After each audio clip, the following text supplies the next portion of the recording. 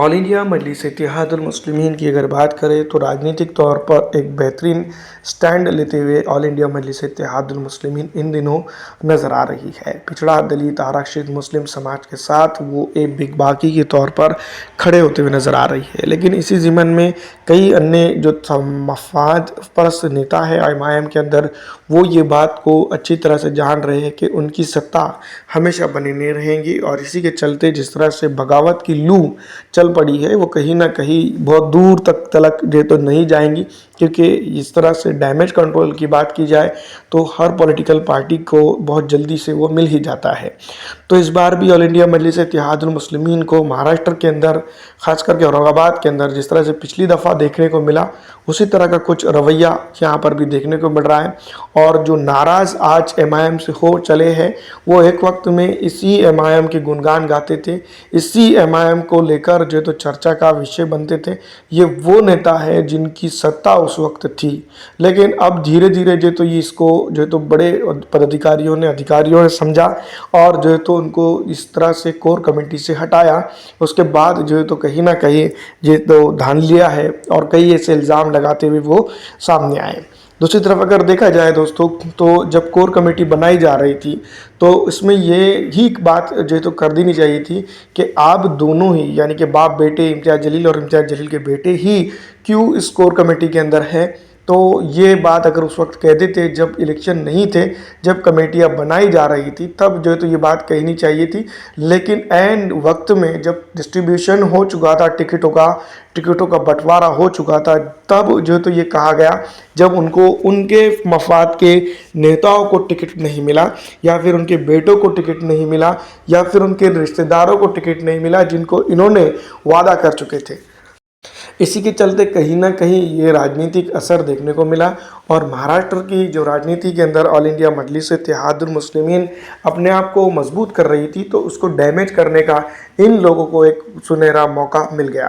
तो दोस्तों इस तरह से अगर देखा जाए तो कहीं ना कहीं ये जो मफाद परस्त लोग या मफाद परस्त नेता होते हैं वो चंद ही होते हैं, उनको समझने की ज़रूरत होती है और उनको निकाल बाहर करने की ज़रूरत होती है। तो दोस्तों जिस तरह से एक इम्पोर्टेड प्रत्याशी की बात लगातार कही जा रही थी कि ये इम्पोर्टेड प्रत्याशी है जो ऑल इंडिया मजलिस इत्तेहादुल मुस्लिमीन का नेता नहीं है, इसको जो है तो टिकट दिया गया है या फिर इसको जो है तो पार्टी का प्रत्याशी बनाया गया है, तो ये जो चीज़ हो रही है गलत है। इस तरह की बात मशावरत से तय हो सकती थी और मशवरा करके इसके ऊपर जो है तो बात की जा सकती थी, लेकिन ऐसा नहीं किया गया। लगातार इंटरव्यूज़ दिए गए, पार्टी के बैनर जलाए गए, पार्टी के जो तो नेता के फोटो जलाए गए। तो ये कहीं ना कहीं ये बात को दर्शाता है कि आप में कहीं ना कहीं उस तरह का इत्तेहाद नहीं है जिस तरह की जनता अपेक्षा कर रही थी। आपके पास ही स्टेमिना नहीं है कि आप जो है तो लीड कर सके, नेता बन सके, क्योंकि हमारा आप जानते हैं कि ऑल इंडिया मजलिस इत्तेहादुल मुस्लिमीन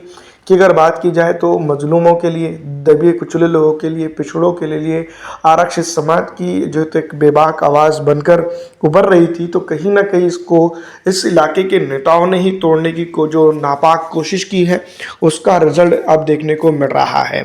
दोस्तों नाराज़गी इम्तियाज़ जलील से थी, पार्टी से नहीं थी। तो पार्टी के कैडर जो चुनावी मैदान में था उनका हौसला अफजाई करने के लिए ये लोग आ सकते थे, लेकिन अब तक के जो बेसिक तौर पर कोई नज़र नहीं आ रहा है और इल्ज़ाम आयद ये किया जा रहा है कि इम्तियाज़ जलील साहब को जो तो उनके पद से हटा दिया जाए। लेकिन अगर बेसिक तौर पर अगर देखा जाए तो फ़िलहाल ऑल इंडिया मजलिस इत्तेहादुल मुस्लिमीन तकरीबन जितने भी महानगर पालिका चुनाव लड़ रही है इसमें कहीं ना कहीं वो नेता जो इम्तियाज़ जलील के नाम से जो तो जाना जाता है उसने बहुत अच्छी तरह से मेहनत भी की है और उसी के साथ साथ जो तो दूसरे का भी मेहनत रही है, कैडर की भी मेहनत रही है। तो कहीं ना कहीं इसका श्रेय उनको भी जाता है, लेकिन वो लोग नहीं जो सिर्फ अपने टिकट के लिए जो तो विधायकी के टिकट के लिए या फिर अपने बेटे या अपने बच्चे या अपने रिश्तेदार या अपने पसंद के नेताओं को फिट करना चाहते थे, उन लोगों के लिए जो है तो ये टिकट दिया गया। क्योंकि इन्होंने आकर स्टेटमेंट दिया भी है, ये बात का स्टेटमेंट इन्होंने अपनी राजनीतिक करियर को बनाने के लिए जो है तो स्टेटमेंट दिया भी है कि उनके पसंद के उम्मीदवार नहीं मैदान में आए हैं। तो ये कहीं ना कहीं जो है तो एक दोगली राजनीति जिसको कहेंगे या फिर जो तो मफाद परस्त की राजनीति जिसको हम कहेंगे वो इसको हम नाम दे सकते हैं जो कुछ हुआ है। और राजनीतिक तौर पर बेसिक तौर पर जो लोग आज बड़ी बड़ी पोस्ट एमआईएम की होल्ड करके महाराष्ट्र के अंदर बैठे हैं, वो लोगों की अगर देखा जाए तो उन्होंने जो तो सेक्रेटरी है, कोई जो तो वरिष्ठ नेता है एमआईएम का, तो उन लोगों ने सोचना चाहिए कि एमआईएम ने उनको पद दिया, उनको टिकट दिया, कारपोरेशन में दिया, विपक्ष की नेता बनाया, विधानसभा का 2 बार जो है तो ये बनाया, और उनके अलावा और कई एक नेता है जिसको लेकर जो है तो बात की जा रही है। क्योंकि दोस्तों ये जो पॉलिटिकल पार्टी है ऑल इंडिया मजलिस इत्तेहादुल मुस्लिमीन, हर उस इंसान की पॉलिटिकल पार्टी है जो इसको चाहता है, जो इसको पसंद करता है, और जो इसके साथ वास्ते या इसके लिए काम कर रहा है किसी न किसी तर्ज पे।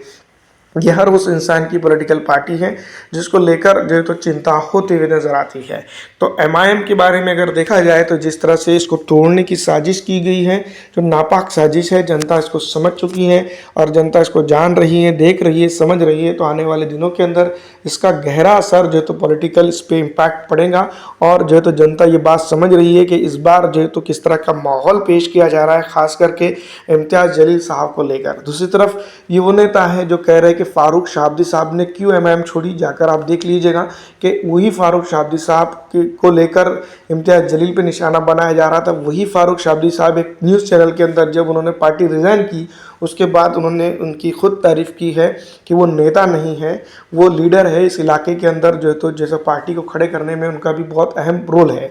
तो दोस्तों ये बात रही है, लेकिन जिस तरह से जो फिलहाल बातें की जा रही है एमआईएम को लेकर कि एमआईएम के प्रदेश अध्यक्ष होने के बावजूद भी औरंगाबाद ज़िले के अंदर एक भी एमआईएम का जो है तो कारपोरेशन नगर परिषद के अंदर चुनकर कॉर्पोरेट क्यों नहीं आया, तो ये आप समझ सकते हैं। क्योंकि एमआईएम के जो नेतागण थे ज़्यादातर औरंगाबाद के ही अंदर स्ट्रांग रहे हैं, और आसपास के इलाकों में जो है तो एमआईएम उतनी ज़्यादा स्ट्रांग नहीं है। तो इसी के तरीके चलते हम ये समझ सकते हैं। और बहुत सारी जगह जहाँ पर एमआईएम के कारपोरेटर चुनकर फिलहाल आए हैं, तो एमआईएम ने बहुत सारी जगह पर ट्रायल किया, लेकिन जो है तो जहाँ पर एमआईएम स्ट्रांग रही है वहीं चुनकर जो है तो आए हैं। ये वो लोग कह रहे हैं जो एमआईएम को बदनाम करने की कोशिश कर रहे हैं, लेकिन अगर देखा जाए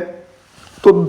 2 बार इनको विधानसभा का टिकट दिया गया, उसके बाद भी ये विधानसभा में चुनकर क्यों नहीं गए, क्योंकि उसका बेहतरीन दावेदार, उस इलाके के अंदर का बेहतरीन दावेदार जो तो विधानसभा के लिए समीर साजिद बिल्डर साहब भी मौजूद थे। तो दोस्तों कहीं ना कहीं इसको लेकर जो तो चर्चा होनी चाहिए, और ये चर्चा लगातार जनता करेगी आने वाले दिनों के अंदर। फिलहाल दोस्तों इस वीडियो में इतना ही। अगर आपको हमारी ये वीडियो अच्छी लगती है तो लाइक और ज़्यादा से ज़्यादा शेयर कर दीजिएगा, ज़्यादा से ज़्यादा शेयर कीजिएगा, उन लोगों के पास तक भी ये जो है तो हमारी बात पहुँचे कि आप लोग एमआईएम के नेता नहीं, आप लोग मफाद परस्त नेता है, जिन्होंने जो तो ऑल इंडिया मजलिस इत्तेहादुल मुस्लिमीन को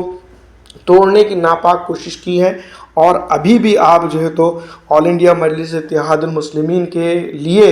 अगर धड़कते हैं या फिर उसको चाहते हैं तो उनके साथ मिले या आ जाए। फिलहाल दोस्तों इस वीडियो में इतना ही। अच्छी लगने पे लाइक कर दीजिएगा।